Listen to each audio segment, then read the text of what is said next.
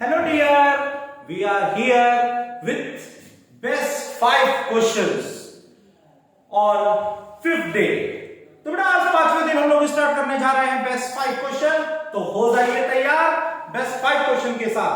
आज बेटा जो हम लोग क्वेश्चन डिस्कस करने वाले हैं वो नीट 22 का बेस्ट क्वेश्चन है और ये क्वेश्चन फ्रीक्वेंटली आपके एग्जामिनेशन में बेटा जो है पूछे गए हैं। तो बिना लेट किए बेटा हम लोग स्टार्ट करते हैं best 5 of day 5। Let's start with okay बेटा। सबसे पहला क्वेश्चन है फर्स्ट क्वेश्चन। सबसे पहले बेटा थोड़ा सा मैं इसके कॉन्सेप्ट्स को आपको बता देना चाहता हूं। इसका कॉन्सेप्ट क्या है? एक्चुअली जो ई नॉट सेल होता है स्टैंडर्ड इलेक्ट्रोड पोटेंशियल होता है वो इंटेंसिव प्रॉपर्टी होती है और इंटेंसिव प्रॉपर्टी को हम लोग डायरेक्टली मल्टीप्लाई या जोड़ या घटा नहीं सकते हैं, ठीक है ना। इसलिए बेटा इस ई नॉट सेल को हमें कन्वर्ट करना होता है डेल्टा जी नॉट में, ठीक है। तो चलिए बेटा सबसे पहले मैं इसका कॉन्सेप्ट आपको बताता हूं। सपोज बेटा जैसे कि ये रिएक्शन आपको दिया हुआ है, यहां दिया हुआ है Cu+2 plus gain 1 electron change into Cu+1 और Cu+1 gain 1 electron change into Cu और हमारी डिजायर्ड इक्वेशन है equation number 1, this is equation number 2, this is equation number 3। Cu+2 gains 2 electron change into Cu। ये equation इसके लिए बेटा हमें standard ई naught cell की वैल्यू जो है वो फाइंड करनी है। अब सबसे पहले देखिए इन दोनों इक्वेशन को कैसे सेट करें कि हमें इक्वेशन 3 मिल जाए। हम पहले इक्वेशन 3 लिख लेते हैं, फिर हम लोग बेटा ये हमारे गिवन डाटा है और ये टारगेट इक्वेशन है, दोनों को चेक करते हैं। जैसे आप इस तरह से चेक करिए, यहां पर Cu+2 लेफ्ट साइड में है, ऊपर देखिए तो Cu+2 भी जो है वो किस साइड में है? लेफ्ट साइड में। दोनों का साइड क्या हो गया? सेम। अगर ये सेम साइड में है तो इसका मतलब इक्वेशन क्या होगा? प्लस। और यहां पर देखिए Cu जो है वो राइट साइड में है और यहां पर भी Cu जो है वो किस साइड में है? राइट साइड में है। इसका मतलब इस इक्वेशन को भी क्या करना है? प्लस। तो इस तरह से बेटा एक चीज तो आपको पता चल गई कि किस इक्वेशन को प्लस करना है या किस इक्वेशन को माइनस करना है। किस इक्वेशन को प्लस करना और किस इक्वेशन को माइनस करना है, इसके लिए आप टारगेट और गिवन इक्वेशन को कंपेयर करिएगा। तो यहां से आ गया इक्वेशन 1 प्लस इक्वेशन 2। अब यहां पर हमें क्या करना चाहिए? डायरेक्टली ई नॉट सेल को हम जोड़ ले। अगर बेटा ऐसा करेंगे तो गलत हो जाएगा। मैंने क्या बोला? ई नॉट सेल इंटेंसिव प्रॉपर्टी है। इंटेंसिव प्रॉपर्टी वो प्रॉपर्टी होती है जो क्वांटिटी पर डिपेंड नहीं करती है। तो फिर इसके लिए हम लोग क्या करें? जैसे आप बॉइलिंग पॉइंट की बात करते हो, मेल्टिंग पॉइंट की बात करते हो, रिफ्रैक्टिव इंडेक्स की बात करते हो, ये सारी की सारी प्रॉपर्टी जो होती है वो क्या होती है? इंटेंसिव प्रॉपर्टी होती है। कभी भी हम लोग बोलते हैं तो ये बोलते हैं वाटर का बॉइलिंग पॉइंट कितना होगा। कभी हमने ये नहीं बोला बेटा कि 1 लीटर पानी का बॉइलिंग पॉइंट कितना होगा, ठीक है। चलिए बेटा यहां पर हम लोग आगे बढ़ते हैं। तो इसके लिए क्या करेंगे? तो हम लोग बेटा ई नॉट सेल को कन्वर्ट करते हैं डेल्टा जी नॉट में, क्योंकि डेल्टा जी नॉट का फॉर्मूला होता है -nf E naught cell, -nf E naught cell. तो ये हो गया बेटा। सबसे पहले इसके लिए लिखेंगे डेल्टा जी नॉट 1। अब यहां पर देखिए कितने इलेक्ट्रॉन है? -1 इंटू f इंटू इसकी वैल्यू कितनी दी हुई है? इसकी वैल्यू आपको दी हुई है 0.15, ठीक है। इसी तरह बेटा यहां पे डेल्टा G2 लिखेंगे, कितने इलेक्ट्रॉन का ट्रांसफर है? 1, तो ये हो गया -1 इंटू f इंटू और यहां पर इसकी वैल्यू दी हुई है 0.50। अब इसके बाद डेल्टा G3 लिखेंगे। डेल्टा G3 बराबर कितने इलेक्ट्रॉन का ट्रांसफर है? 2, -2 इंटू f इंटू इसकी वैल्यू हमें ई नॉट सेल की क्या करनी है? फाइंड करनी है। जब बेटा आप ई नॉट सेल को डेल्टा जी नॉट में कन्वर्ट कर लिए तो उसके बाद यहां पर लिखिए डेल्टा G3 और उसके बाद डेल्टा G1, ये सब स्टैंडर्ड फॉर्म में है बेटा। डेल्टा G2 नॉट सब आपने स्टैंडर्ड फॉर्म में लिख लिया और स्टैंडर्ड फॉर्म में लिखने के बाद आप सारी वैल्यू यहां पुट करिए। -2 into f into E naught cell is equal to -1 into f into 0.15 plus -1 into f into 0.50। यहां पे वैल्यू आ गई। अब यहां से हम लोग क्या करेंगे? f क्या हो गया? कैंसिल। और कैंसिल करने के बाद जो है इसको आप लोग सॉल्व कर लीजिएगा और जब सॉल्व करेंगे तो यहां से जो है ई नॉट सेल की जो वैल्यू आएगी वो वैल्यू बेटा सॉल्व करने पे आ जाएगी 0.325। तो देखिए बेटा सबसे सिंपल और इजी मेथड था जिससे हम लोगों ने इस क्वेश्चन को सॉल्व किया। ये ध्यान रखिएगा इस क्वेश्चन के अंदर कॉन्सेप्ट यही है कि ई नॉट सेल को हम लोग किसी भी रिएक्शन के थ्रू डायरेक्टली जोड़ या घटा नहीं सकते हैं, इसीलिए बेटा इसको जो हम लोग डेल्टा जी नॉट में कन्वर्ट करते हैं और डेल्टा जी नॉट में कन्वर्ट करने के बाद जो है फिर ये क्वेश्चन हमारा जो होगा बेटा यहाँ पर क्या होगा, सॉल्व होगा। तो चलिए आते हैं हम लोग नेक्स्ट क्वेश्चन पे, फटाफट बिना लेट किए बेटा। देखिए अगला क्वेश्चन है सेम इसी पैटर्न पे जो मैंने आज कॉन्सेप्ट बताया बेटा, सेम इसी पैटर्न पे आपके सारे क्वेश्चंस हैं। तो देखो बेटा अगला क्वेश्चन यहां पर दिया हुआ बेटा, ये इक्वेशन 1 है, this is equation 1, this is equation 2 and this is equation 3। यानी मैं एक बार फिर से लिख देता हूं, Cu+2 electron change into Cu और Cu+2 electron change into Cu+1 और हमसे पूछा जा रहा है Cu+1 gain 1 electron change into Cu, क्या होगा? ये हमारा डिजायर्ड इक्वेशन है। अब आप मिलाना शुरू करिए। Cu+1 जो है वो हमारा राइट में है और ये भी राइट में है, ये भी राइट, तो इसका मतलब ये इक्वेशन क्या होगा, प्लस होगा। यहाँ पर देखिए Cu+1 जो है हमारा लेफ्ट में है और यहाँ पर ये जो है राइट में है, इसका मतलब ये इक्वेशन क्या होगा, माइनस। ये मैंने आपको इक्वेशन सेट करने का तरीका बता दिया। ये इक्वेशन 1 है, ये 2 है और ये इक्वेशन नंबर हमारा क्या है, 3 है। तो इन दोनों को आपस में कंपेयर करिए और पता करिए किसको जोड़ना और किसको घटाना है। उसके लिए आप टारगेट और गिवन रिएक्शन को कंपेयर करिए। जैसे मैंने यहाँ देखा Cu, यहाँ Cu, दोनों साइड क्या है, सेम। यहाँ पर Cu+1, ये Cu+1, दोनों का साइड क्या है, अपोजिट। तो इसका मतलब equation 3 is equal to equation 1 minus equation 2।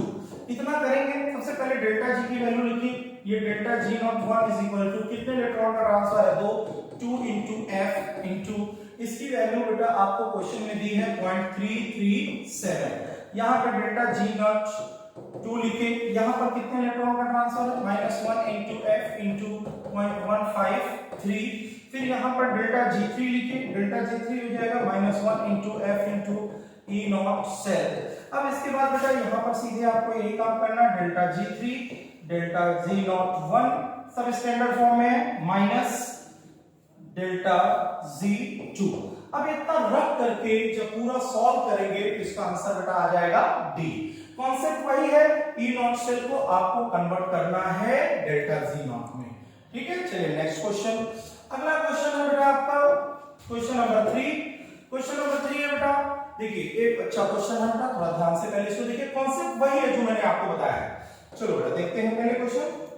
सबसे पहली बात बेटा रिएक्शन को हम लिखते हैं Fe+2 gains 2 electron change into Fe। इसका डेल्टा G नॉट जो हो जाएगा -2 इंटू एफ इंटू वैल्यू भी लिख देते हैं 0.44 वोल्ट। ठीक है, यहां पर देखिए दूसरा इक्वेशन जो दिया हुआ था Fe+3 से ये बन रहा है Fe+2। Fe+3 से Fe+2 बन गया और जो हमारा डिजायर्ड इक्वेशन है 2Fe+3 plus Fe change into 3Fe+2। अब इसको कैसे लाया जाए, तो पहली चीज तो देखिए ये Fe और Fe सेम साइड है, मतलब ये क्या होगा प्लस, और यहां पर ये Fe और ये Fe क्या है, अपोजिट साइड में, तो ये क्या होगा माइनस।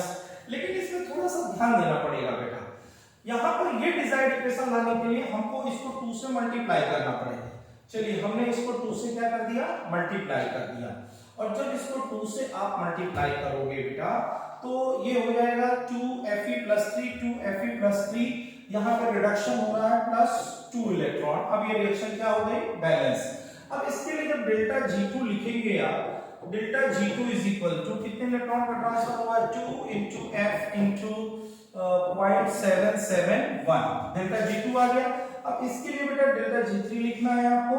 ठीक है, डेल्टा G3 लिखने के लिए इस इक्वेशन को ऐसे लिख लीजिए 2Fe+3 change into 2Fe+2 plus Fe+2, इसको दो बार में लिख लिया। तो डेल्टा G3 जो होगा बेटा वो -2 into F into E naught cell. अभी देखिए delta G1 delta G2 delta G3 हमने लिख लिया। अब हमें निकालना है हमारा डिजायर्ड इक्वेशन कैसे मिल रहा है। तो डिजायर्ड इक्वेशन हमने बताया बेटा इसको क्या करना है आपको, equation 3 is equal to equation 2 minus equation 1।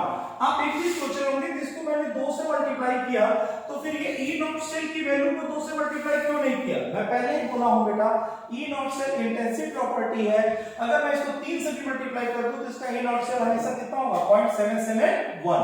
अब यहां पर ये वैल्यू आप पुट कर लीजिएगा delta G3 delta G2 minus delta G1, ये स्टैंडर्ड फॉर्म में वैल्यू पुट करिएगा और जब इसको सॉल्व करेंगे तो आपको आंसर मिल जाएगा 1.212 वोल्ट। ठीक है बेटा, ये भी बहुत अच्छा क्वेश्चन था। चलिए अगले क्वेश्चन पे चलते हैं बेटा हम लोग। नेक्स्ट क्वेश्चन है हमारा क्वेश्चन नंबर 4।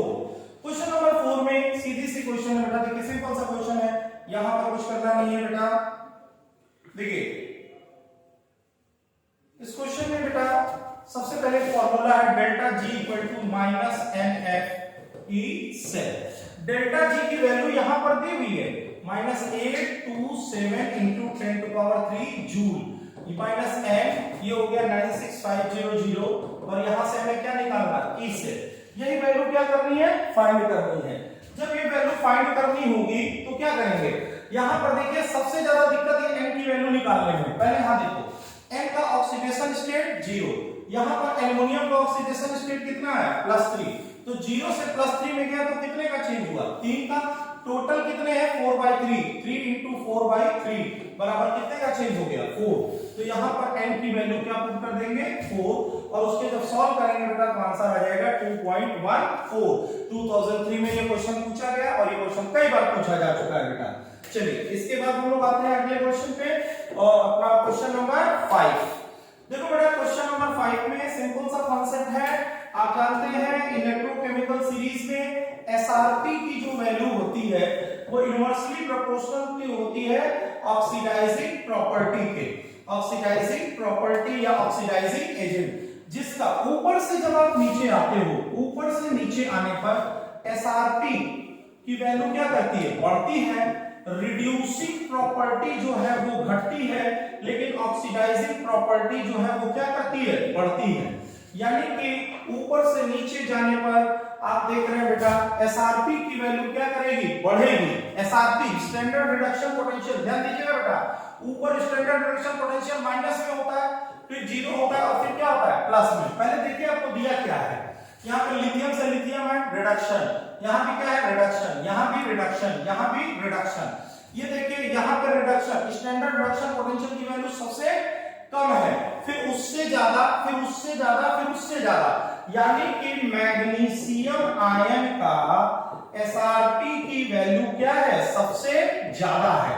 अगर एसआरपी की वैल्यू ज्यादा है, ठीक है, तो एक चीज देखो बेटा यहाँ पे, सॉरी यहाँ पे देखिएगा बेटा एक मिस्टेक है, इसको मैं फिर से आपको बता दूं, ध्यान से सुनिए इस क्वेश्चन को। बेटा एसआरपी जो होता है, ध्यान से देखिएगा बेटा, कंफ्यूज मत होइएगा, ध्यान से देखो, एसआरपी डायरेक्टली प्रोपोर्शनल होता है ऑक्सीडाइजिंग नेचर के और इनवर्सली प्रोपोर्शनल होता है बेटा आपके रिड्यूसिंग नेचर के, ठीक है, और इनवर्सली प्रोपोर्शनल होता है बेटा आपके रिएक्टिविटी की।